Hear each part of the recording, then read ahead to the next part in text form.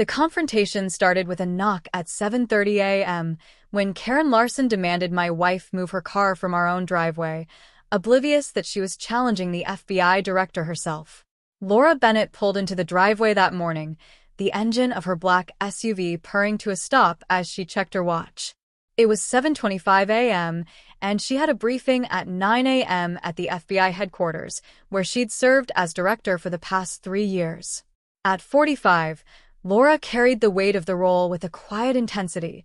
Decades of fieldwork, from counterterrorism to organized crime, had shaped her into a leader known for precision and resolve. She lived with her husband, Daniel, in a suburban neighborhood on Maple Avenue, a place governed by a meticulous homeowners association. The house was their retreat, a modest 2-story with a double garage, but the HOA's rules often tested their patience. Daniel was already inside, preparing breakfast, when Laura stepped out and grabbed her briefcase. She parked the SUV in the driveway, as she did every day, its tinted windows and government plates a subtle nod to her position. The neighborhood was waking up, lawnmowers humming, kids heading to school, but the peace shattered with a sharp knock on the window. Laura turned to see Karen Larson, a neighbor known for her HOA zeal, standing with a clipboard and a frown. "Ma'am, you can't park there," Karen said, her voice clipped. "Driveway parking is restricted to guests only. You need to move this vehicle immediately." Laura adjusted her jacket, keeping her tone even.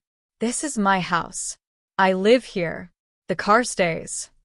Karen's eyes narrowed, her pen tapping the clipboard. "I don't care who you are. The bylaws are clear. Section 2.1 prohibits resident parking in driveways. Move it, or I'll call the authorities." Laura sighed, recognizing the pattern. Karen, in her late 40s with a penchant for rules, had clashed with neighbors over fence heights and holiday decorations. This was new, though. "Call whoever you want," Laura said. "It's my property." Karen didn't hesitate. She pulled out her phone and dialed 911, her voice rising as she reported an unauthorized vehicle blocking a driveway. Laura watched, unimpressed, and headed inside to update Daniel. "HOA trouble again," she said, setting her briefcase down. "Karen's calling the cops." Daniel chuckled, flipping pancakes. "Over the driveway? She's relentless." Within 20 minutes, a patrol car arrived, lights off but presence firm. Officer Nguyen stepped out, a steady officer Laura knew from community events. He approached Karen first, who pointed at the SUV, with authority. "That car doesn't belong here. She's refusing to move it."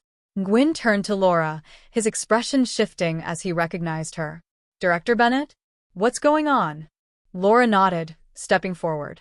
"Morning, officer. This is my driveway. Karen's claiming it's a violation." Nguyen glanced at the house, then back at Karen. "Ma'am, this is her residence. The vehicle's registered to her. There's no issue here." Karen's face flushed. "That's irrelevant. The HOA rules apply to everyone.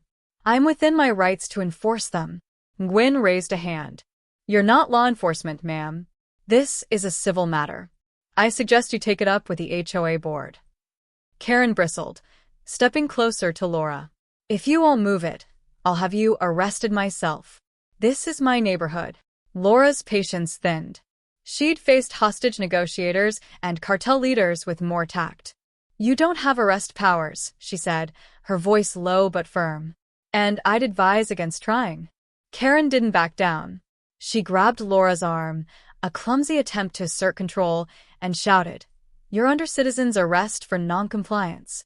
Laura reacted instinctively, disengaging Karen's grip with a smooth twist. Years of FBI training at work. Karen stumbled, her clipboard clattering to the ground. Nguyen intervened, stepping between them. "That's enough," he said. "Ms. Larson, you're out of line. Director Bennett, you okay?" Laura nodded, brushing off her sleeve. "I'm fine. Just a misunderstanding." Karen glared, rubbing her wrist. "She assaulted me. Arrest her." Nguyen shook his head, radioing for backup to document the incident. "No assault occurred. You initiated contact.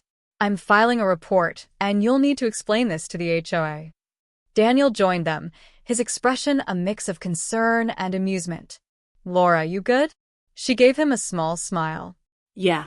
Karen thought she could arrest me. The backup officer arrived, taking statements. Laura explained her position. FBI director, resident, within her rights.